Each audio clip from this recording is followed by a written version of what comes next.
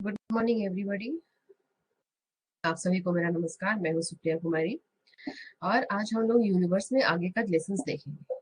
आगे का लेसन देखने से पहले मैं आपको ये बता दूं कि मेरा एजुकेशनल चैनल है सुप्रिया जीएस स्टडी सेंटर। ये एजुकेशनल ऐप है हमारा प्ले स्टोर पर, जिसको आप डाउनलोड करके और वहाँ डैशबोर्ड पर जाएंगे तो सारे बैचेस कोर्सेज से संबंधित सभी जानकारी हमारे यहाँ मिल जाएगी। हमारे यहाँ जीएस के सारे सब्जेक्ट की क्लासेस होती है। अगर आपको सारे सब्जेक्ट्स एक साथ करना है तो वो भी क्लास आप कर सकते हैं, या फिर आपको इंडिविजुअल कोई सब्जेक्ट का क्लास करना है वो भी आप कर सकते हैं। बहुत ही जेन्युइन फी, बहुत ही नॉर्मल फी में हमारे यहाँ क्लास कराई जाती है और एग्जाम की पूरी अच्छी तरह से प्रिपरेशन कराई जाती है। यूट्यूब पर तो हम एक चैप्टर का सीरीज चला रहे हैं, यूनिवर्स चैप्टर का। लेकिन ऐसे ऐसे हमारे कई चैप्टर्स हैं, जीएस में कई सब्जेक्ट्स हैं, तो सारे सब्जेक्ट्स की एग्जाम पॉइंट ऑफ व्यू से डिटेल में स्टडी करने के लिए आप हमारे एजुकेशनल ऐप पर आइए और वहां पर आकर अपनी प्रिपरेशन कंप्लीट कीजिए। ये मेरा टेलीग्राम चैनल है सुप्रिया जीएस स्टडी सेंटर के नाम से। इसको आप इस चैनल पे आप जाके जो भी वीडियो यूट्यूब पे चल रहा है उसका नोट्स पीडीएफ के फॉर्म में ले सकते हैं। ये हमारा नंबर है जिस पर आप इंक्वायरी कर सकते हैं, व्हाट्सएप कर सकते हैं और किसी भी तरह की इंक्वायरी ले सकते हैं क्लास से संबंधित। ठीक है, चलिए अब हम लोग आगे चलते हैं, क्लास की तरफ बढ़ते हैं। तो क्लास में अभी तक हम लोगों ने क्या देखा है? अभी तक हम लोगों ने लेसन 5 तक देख लिया है। लेसन 5 तक में हम लोगों ने क्या देखा है? ओरिजिन ऑफ सोलर सिस्टम हम लोगों ने देख लिया, और ओरिजिन ऑफ सोलर सिस्टम के बाद हम लोगों ने सन के बारे में भी देख लिया। सन का स्ट्रक्चर कैसा है ना, कितने जोन्स है सन में, कितने लेयर्स है सन में, ये सारी चीजें हम लोगों ने देख लिया है। अब आगे हम लोग बढ़ते हैं। तो कल हम लोग देख चुके थे कि सन में 3 जोन्स होता है या 3 लेयर्स होता है, जिसको कि हम क्या कहते हैं? कोर, रेडिएटिव जोन और कन्वेक्टिव जोन। आगे के बारे में पढ़ेंगे। तो देखिए, आज हम लोग देखेंगे सन स्पॉट या फिर सोलर एक्टिविटी। तो देखिए, सन स्पॉट क्या है या सोलर एक्टिविटी क्या है? तो हम लोगों ने कल क्या देखा था कि सन का जो लेयर है, कौन सा लेयर? कोर सबसे अंदर वाला लेयर हो गया। फिर कौन सा लेयर हो गया? रेडिएटिव जोन हो गया। उसके बाहर कौन सा हो गया? कन्वेक्टिव जोन हो गया। कन्वेक्टिव जोन जो है वो सेल का बना होता है, ये हम लोगों ने कल पढ़ा था। और उसी सेल के थ्रू सन के कोर में जो भी ऊर्जा बनी है, एनर्जी बनी है, या सोलर फ्लेयर्स हैं जो भी सौर ज्वालाएं, वो उसी सेल से बाहर निकलती है। बाहर निकलने के बाद क्या होता है कि ये जो सौर ज्वालाएं हैं, बाहर निकलने के बाद फोटोस्फीयर तक पहुंचता है, और फोटोस्फीयर पर पहुंचने के बाद ये सौर ज्वालाएं फिर आपको कहाँ जाती है? क्रोमोस्फेयर में, और क्रोमोस्फेयर से हम पृथ्वी तक पहुंचता है।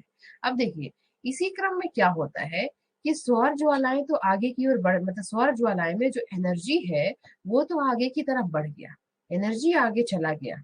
लेकिन हमारा जो एनर्जी के साथ साथ जो गैसेस है, वो गैसेस आगे नहीं गया। गैसेस कहाँ रह गया? वापस आ गया। क्यों वापस आ गया? क्योंकि जब सोलर फ्लेयर आपका कहाँ से निकला है? कन्वेक्टिव जोन से निकला है, फोटोस्फेयर तक गया। तो कन्वेक्टिव जोन से जब भी सोलर फ्लेयर निकला, फोटोस्फेयर तक गया, तो उसकी एनर्जी कितनी थी? 6000 डिग्री सेल्सियस। और जब वो सौर ज्वालाएं फोटोस्फेयर में चला गया, मतलब फोटोस्फेयर के आगे चला गया, सारे वायुमंडल में चला गया, या फिर सन का एटमॉस्फेयर में चला गया, तो उसका टेम्परेचर कितना हो गया? 4000 डिग्री सेल्सियस। देखिए, यहाँ पर टेम्परेचर कितना है? 6000 डिग्री सेल्सियस। और जब ये क्रोमोस्फेयर में चला गया तो इसी सोलर फ्लेयर का टेम्परेचर कितना हो गया? 4000 डिग्री सेल्सियस। तो यहाँ हम देख रहे हैं कि टेम्परेचर क्या हो रहा है? कम होते जा रहा है। तो जैसे ही टेम्परेचर कम होगा, और ये फील्ड क्या है? सन का एटमॉस्फेयर है, तो यहाँ कौन सा फोर्स लगेगा? ग्रेविटेशनल फोर्स लगेगा सन का। तो ये गैसेस जो है वापस किस में आएगी? सन में आएगी। तो ये गैसेस सन में वापस आएगी। तो देखिए, दो सेल के बीच में, ये कन्वेक्टिव जोन आप देख रहे हैं, कन्वेक्टिव जोन के पास क्या है? सेल है। तो दो सेल के बीच से ये क्या होगा? गैसेस अंदर घुसेगा। तो यहाँ पर फोटोस्फेयर के सरफेस का टेम्परेचर कितना है? 6000 डिग्री सेल्सियस। लेकिन ये जो गैस है इसका टेम्परेचर कितना है? 4000 डिग्री सेल्सियस। तो इसकी अपेक्षा में ये क्या है? ठंडा है ना? इसकी अपेक्षा में ये ठंडा है। तो इसको हम कूलर पैच भी कहते हैं, ठंडा होने के कारण। साथ ही साथ इसका टेम्परेचर ज्यादा है, यहाँ पर 6000 डिग्री सेल्सियस है फोटोस्फेयर का टेम्परेचर, और इसका टेम्परेचर कितना है? 4000 डिग्री सेल्सियस। तो इसका टेम्परेचर कम है, तो इसीलिए क्या लगेगा? 6000 डिग्री सेल्सियस की तुलना में ये क्या लगेगा? धुंधला लगेगा। इसको हम लोग क्या कहेंगे? स्पॉट कहेंगे, है ना, धब्बा कहेंगे। तो इसको कहा जाता है सन स्पॉट। तो सन स्पॉट कुछ भी नहीं है, ये क्या है, एक फेनोमेना है जिसमें कि सोलर फ्लेयर्स में जो भी गैसेस निकली हैं एनर्जी के साथ साथ, वो गैसेस वापस सन में रिटर्न आती है। और वो रिटर्न कहाँ से आएगी, फोटोस्फेयर के सतह से अंदर घुसेगी। तो फोटोस्फेयर के जिस सरफेस से वो अंदर घुसेगी वहां पर उसका टेम्परेचर कम रहता है 4000 डिग्री सेल्सियस, जिसके कारण वो क्या क्या दिखता है, धुंधला दिखता है, धब्बा दिखता है, क्योंकि उसके अगल बगल का टेम्परेचर 6000 है और 6000 डिग्री सेल्सियस है, और इसका है कितना, 4000 डिग्री सेल्सियस। तो 2000 डिग्री सेल्सियस टेम्परेचर का फर्क है। तो उसके कंपेरिजन में ये कम लाइटर दिखेगा, है ना, लाइट कम लगेगा यहाँ पर, इसलिए ये धब्बा के जैसा लगेगा, और इसको हम लोग क्या कहेंगे, सन स्पॉट कहेंगे। ठीक है, या फिर इसको कूलर पैच भी कहते हैं, टेम्परेचर कम होने के कारण यह अपेक्षाकृत ठंडा हो जाता है। समझ गए। अब देखिए, ये सन स्पॉट कहाँ से निकलता है, सन के इक्वेटर से निकलेगा। सन के इक्वेटर से निकलेगा और ये किधर की तरफ बढ़ेगा, पोल की तरफ बढ़ेगा। इक्वेटर से निकलकर पोल की तरफ बढ़ता है ना, सन की तरफ बढ़ेगा। तो 40 डिग्री नॉर्थ पर ये इक्वेटर से लेकर 40 डिग्री नॉर्थ तक मूव करता है। सन स्पॉट इक्वेटर से निकलकर 40 डिग्री नॉर्थ तक मूव करता है। तो इक्वेटर से निकलकर 40 डिग्री नॉर्थ गया, तो नॉर्थ तक जाने में उसको 5.5 घंटे लगते हैं, सॉरी 5.5 साल लगते हैं, और वापस रिटर्न करने में फिर से 5.5 साल लगे। यानी कि एक solar spot sun spot cycle जो है वो 11 साल का होता है। एक sun spot cycle total 11 years का होता है, जिसमें कि सन स्पॉट इक्वेटर से निकलकर कहाँ तक पहुंचेंगे, पोल तक पहुंचेंगे। और एक सन स्पॉट साइकिल में टोटल 120 एक्टिविटीज होता है, मतलब कहिए कि 120 सन स्पॉट्स बनते हैं एक सन स्पॉट साइकिल में। तो याद रखना है कि एक सन स्पॉट साइकिल 11 ईयर्स का होगा, और इसमें कितने सन स्पॉट्स बनेंगे, टोटल 120 सन स्पॉट्स बनेंगे। ठीक है, और एक सन स्पॉट साइकिल कहाँ से कहाँ तक बनेगा, इक्वेटर से निकल के, और कहाँ तक जाएगा, पोल की तरफ, 40 डिग्री नॉर्थ की तरफ जाएगा, है ना। तो ये हो गया आपका सन स्पॉट, जिसमें कि आपको हम ये बता दिए कि सन स्पॉट कैसे बनता है और कैसे ये मूव करता है। इसको कूलर पैच क्यों कहते हैं, ये भी हम आपको बता दिए। अब चलिए थोड़ा सा हम थ्योरी में देख लेते हैं। ये सारी जो भी चीजें हम बोले, ये आपका थ्योरी में लिखा हुआ है, नोट्स में सब लिखा हुआ है। यहाँ से थोड़ा सा देख लेते हैं, है ना, ये सारी चीजें यहाँ पर लिखी हुई है।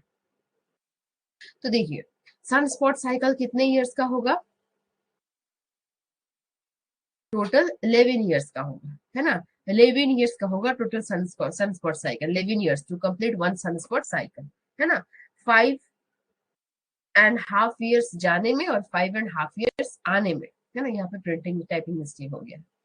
चलिए, अब देखिए, जो इक्वेटर है वहां पर ज्यादा सन स्पॉट बनेगा, कहने का मतलब कि वहां पर सौर ज्वालाएं ज्यादा निकलेंगी, है ना। और जो पोल है, मतलब 40 डिग्री नॉर्थ, जहां पर जा रहा है सोलर फ्लेयर, तो 40 डिग्री नॉर्थ में कम सोलर फ्लेयर निकलेगा, सौर ज्वालाएं कम निकलेगी, तो वहां पे कम सन स्पॉट बनेगा, और इक्वेटर पर ज्यादा सन स्पॉट बनेगा, है ना। तो देखिए, तो उसको क्या कहेंगे, जहां पर ज्यादा बनेगा उसको क्या कहेंगे, सोलर मैक्सिमा, और जहां पर कम होगा वहां पर क्या कहेंगे, सोलर मिनिमा। तो ये आपको याद रखना है कि सन स्पॉट इक्वेटर पे ज्यादा बनता है और पोल पर कम बनता है। ठीक है, अब देखिए, अभी हम लोग का 24th सन स्पॉट साइकिल चल रहा है। 23rd सन स्पॉट साइकिल कंप्लीट हुआ कब, 2015 में। तो अभी हम लोग का 24th सन स्पॉट साइकिल चल, सन स्पॉट साइकिल तो बहुत पहले से चल रहा है, जब से सन आया, लेकिन जब से हम लोग जाने हैं तब से ये काउंट हो रहा है। तो 11 साल का साइकिल होता है स्पॉट साइकिल का। तो ऐसे 11 साल कर करके अभी 24वां सन स्पॉट साइकिल चल रहा है। ठीक है, अब देखिए, एक समय ऐसा आया था जब कि 1645 से 1715, 1645 से 1715 के बीच में ऐसा टाइम पीरियड आया था जिसमें कि कम सन स्पॉट्स बने थे। कम सन स्पॉट्स बनने का मतलब क्या है, सोलर फ्लेयर्स कम निकला होगा, सौर ज्वालाएं कम निकली होगी, तो उसमें गैसेस भी क्या होगा, कम होगा। इसीलिए क्या हुआ, सन स्पॉट कम बना। यानी कि उस समय टेम्परेचर जो है हम पृथ्वी तक कम पहुंचा था, और कम टेम्परेचर पहुंचने के कारण क्या हुआ था, आइस जमने लगा था। इसीलिए इसको लिटिल आइस एज भी कहा गया है। इस टाइम पीरियड को लिटिल आइस एज भी कहा गया है। ठीक है, तो ये हो गया आपका कंप्लीट किसके बारे में, सन स्पॉट साइकिल के बारे में, सौर धब्बा के बारे में, या फिर कूलर पैच के बारे में, ये क्या है, कैसे बनता है ना। तो हम लोग सन के बारे में अब देख लिए। अब हम लोग थोड़ा सा देख लेते हैं सोलर सिस्टम के बारे में, कि सोलर सिस्टम में कौन कौन है। तो हम लोग सभी जानते हैं कि सोलर सिस्टम में कौन है, हमारा सन है। और इसके कितने प्लैनेट हैं टोटल? अभी हमारे पास कितने प्लैनेट हैं इसके? 8 प्लैनेट हैं। प्लूटो भी इसमें शामिल था, लेकिन प्लूटो को इसके प्लैनेट से क्या कर दिया गया है, निकाल दिया गया है। प्लैनेट के कह सकते हैं कि प्लूटो को प्लैनेट के लाइन से निकाल दिया गया है। क्यों? क्योंकि प्लैनेट का एक डेफिनेशन है कि वो अपने ही ऑर्बिट में चक्कर लगाता है, लेकिन प्लूटो कहाँ चला गया था? नेपच्यून के ऑर्बिट में घुस गया था, इसलिए इसको वहां से ऑर्बिट के ये इसको प्लैनेट के कैटेगरी से ही आउट कर दिया गया है, बाहर कर दिया गया है। वैसे प्लूटो को ड्वार्फ प्लैनेट कहते हैं, छोटा प्लैनेट कहा जाता है ना। तो चलिए देखते हैं स्ट्रक्चर ऑफ सोलर सिस्टम। तो स्ट्रक्चर ऑफ सोलर सिस्टम में आप देखेंगे कि 3 यूनिट होता है। एस्ट्रोनॉमिकल यूनिट होता है हमारा, एक लाइट ईयर होता है, और एक यहाँ पर देख रहे हैं माइल लिखा हुआ। तो जो एस्ट्रोनॉमिकल यूनिट है ना, वो क्या है, वो कैसा यूनिट है? ये डिस्टेंस मेजर करने का यूनिट है। किसके किसके बीच? सन और प्लैनेट के बीच में। सन और प्लैनेट के बीच में हम जो डिस्टेंस मेजर करेंगे उसको हम कहेंगे क्या? एस्ट्रोनॉमिकल यूनिट, है ना। फिर दूसरा यूनिट आता है हमारा लाइट ईयर। तो लाइट ईयर में हम क्या करते हैं? गैलेक्सीज के बीच की दूरी लाइट ईयर में नापी जाती है, या फिर तारों के बीच की दूरी लाइट ईयर में नापी जाती है। और एक यूनिट था हमारा माइल। तो माइल से हम क्या करते हैं? पृथ्वी पर की दूरी को मापते हैं। पृथ्वी पर सतह से सतह पर की दूरी को भी माइल में मापा जाता है।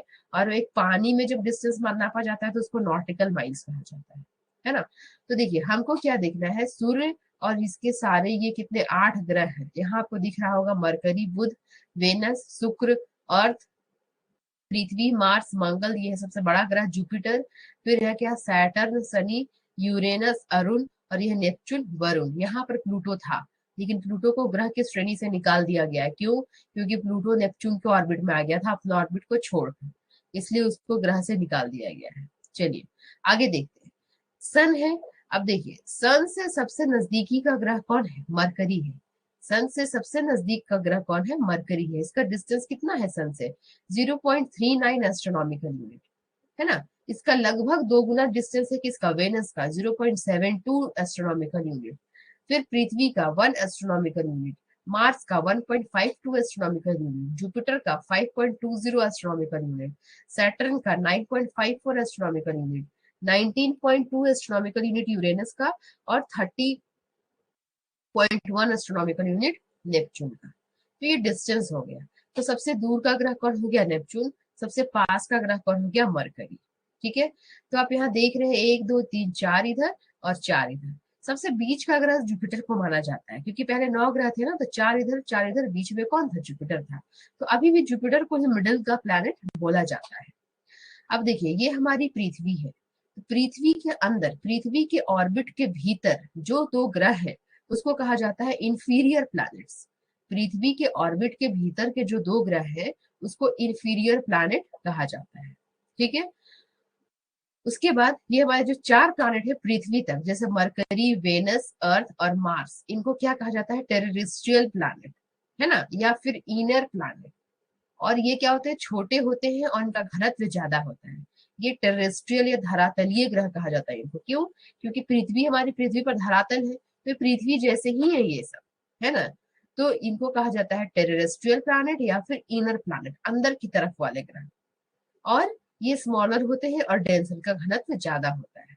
बाकी के जो 4 ग्रह हैं, जुपिटर, सैटर्न, यूरेनस और नेपच्यून, ये चारों को क्या कहा जाता है? Outer planet. और क्या कहा जाता है? गैसियस प्लैनेट या गैस जायंट प्लैनेट, मतलब बड़े बड़े गैस के गोले हैं ये।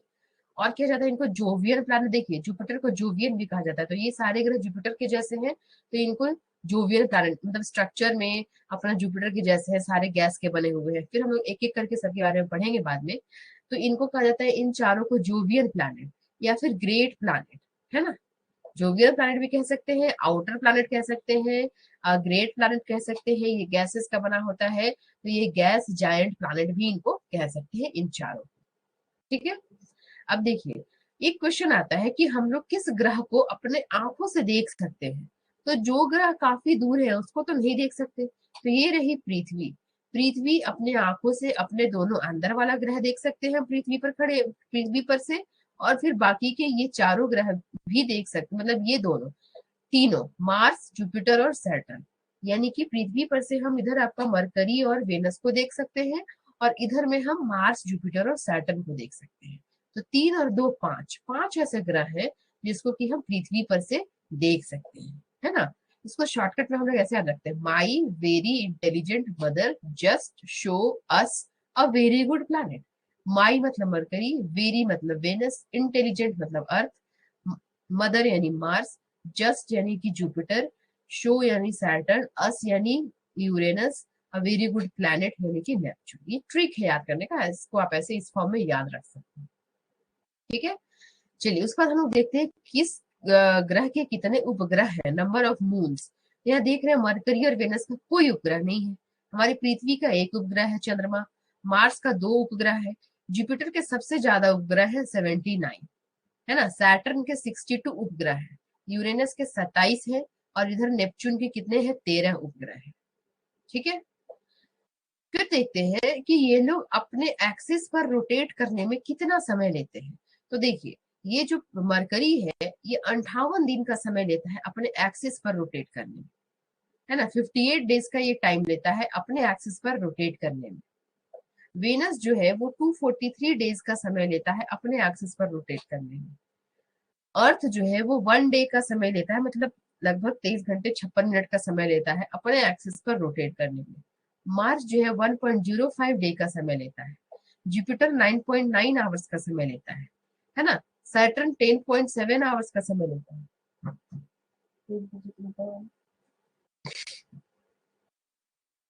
कैसे डाले हैं, जैसे था वैसे क्यों सीधा क्यों कर दिए, ऐसे ही नहीं रखते, ऐसे था तो आप ऐसे ही नहीं छोड़ दो, उसको हटाइए बनाने से। जूम करो ना, कैसे जूम करें, वहां ऊपर में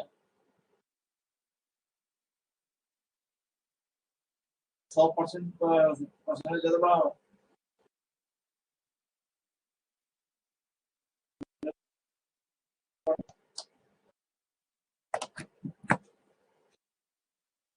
स्टार्ट हुआ है। परसेंटेज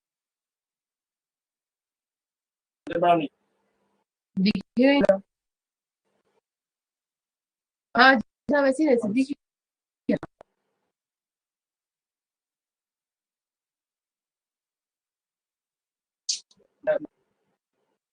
दिख रहा है। ऐसे था तो आपको ऐसे ही ना रख देना था, वैसे तो मोबाइल वाली मोबाइल से हो गया, पेज उसी था, मोबाइल से पेज तो ऐसे हो। ठीक है,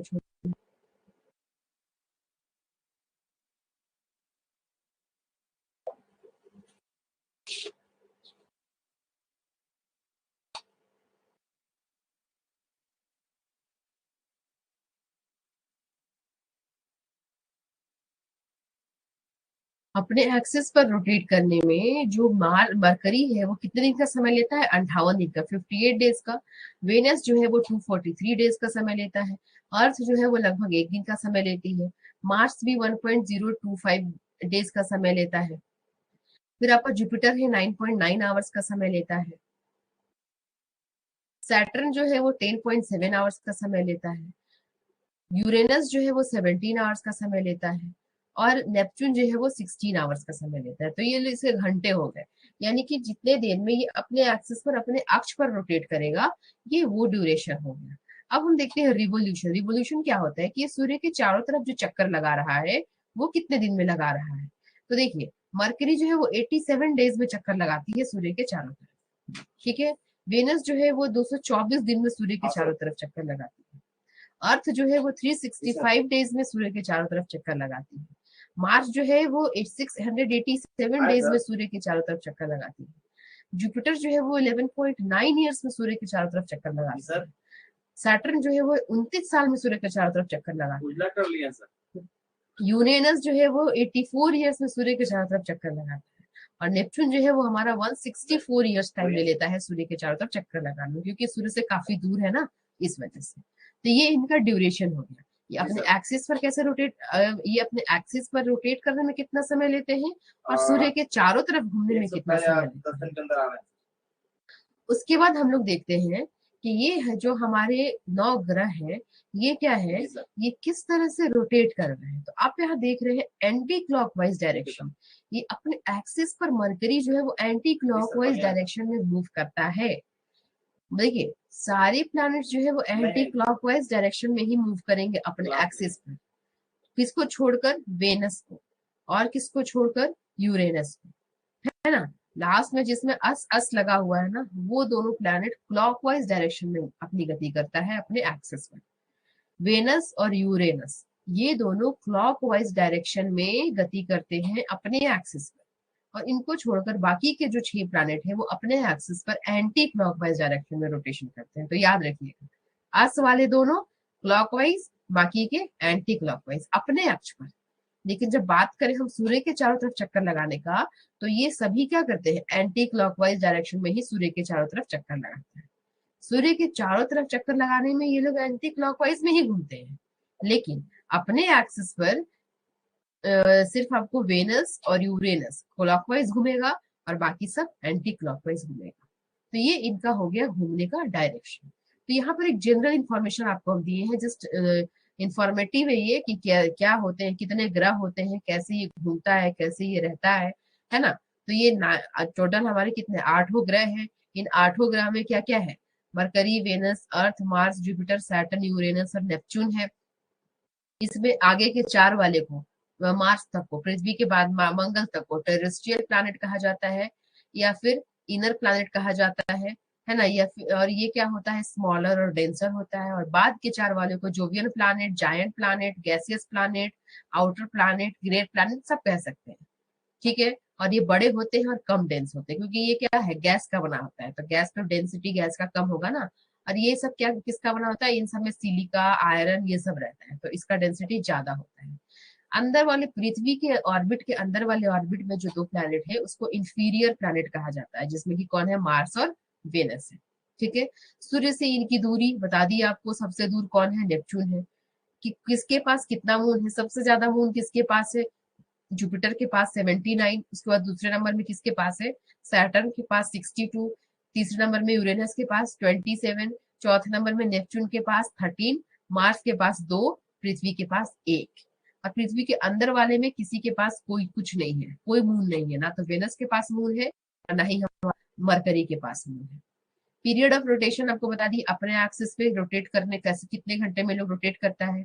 सबसे ज्यादा टाइम कौन लेता है अपने एक्सिस पर रोटेट करने में, देखिए वेनस लेता है 243 दिन अपने एक्सिस पर रोटेट करने में ये लेता है, और सूर्य का पूरा चक्कर लगाने में 224 दिन ही लेता है। तो ये क्वेश्चन यहाँ से बन सकता है कि कौन सा ग्रह है जिसमें कि रोटेशन जो होता है सूर्य के अपने एक्सिस पर जो रोटेशन होता है वो का क्या होता है, रिवोल्यूशन से ज्यादा होता है। यानी कि जितना टाइम उसको सन के चारों तरफ घूमने में, एक चक्कर लगाने में लगेगा, उससे ज्यादा टाइम उसको अपने एक्सिस पर ही रोटेट करने में लग जाएगा। तो शुक्र ऐसा ग्रह है जो रोटेशन पूरा करता है 243 दिन में, और रिवोल्यूशन पूरा करता है 224 दिन में। यानी कि यहाँ का जो है आपका एक दिन एक पृथ्वी के हिसाब से 1 साल से भी कम है।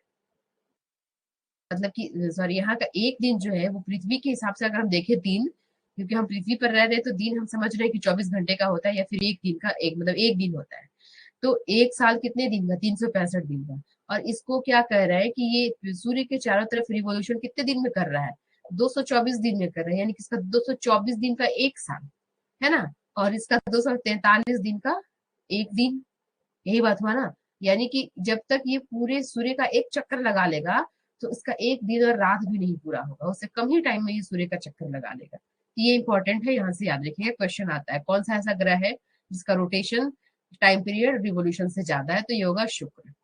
फिर आपका आएगा कौन, मरकरी। मरकरी क्या है, सूर्य के सबसे पास का ग्रह है ना। सूर्य के सबसे पास का ग्रह है, इसीलिए ये सूर्य के चारों तरफ रिवोल्यूशन करने में सबसे कम समय लेता है, कितना, 87 डेज का समय लेता है। और अपने एक्सिस पर रोटेट करने में 58 डेज या 58 दिन का समय लेता है, ठीक है।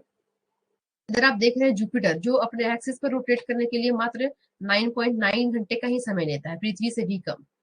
9.9 यानी कि लगभग 10 घंटे का इसका दिन रात होता है ना।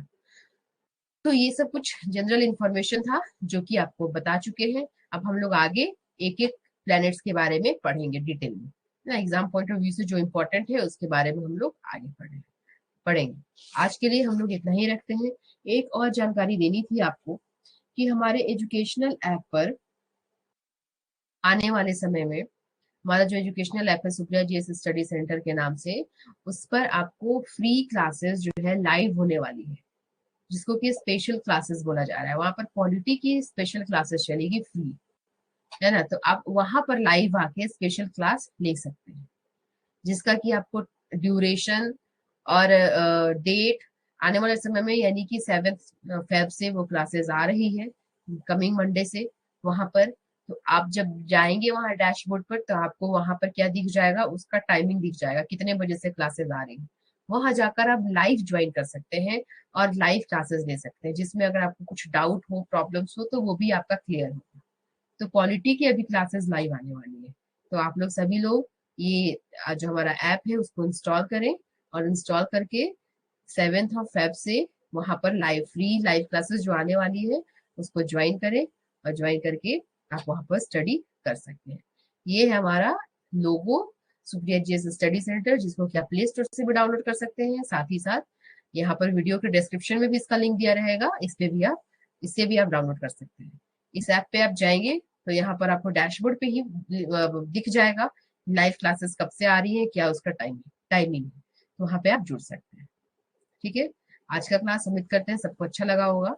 अगर आपको वीडियो अच्छा लगा तो आप लाइक कर सकते हैं, शेयर कर सकते हैं, सब्सक्राइब कर सकते हैं, ताकि नेक्स्ट वीडियो का इन्फॉर्मेशन आपके यूट्यूब चैनल पे आ जाए। चलिए, thank you very much, have a nice day.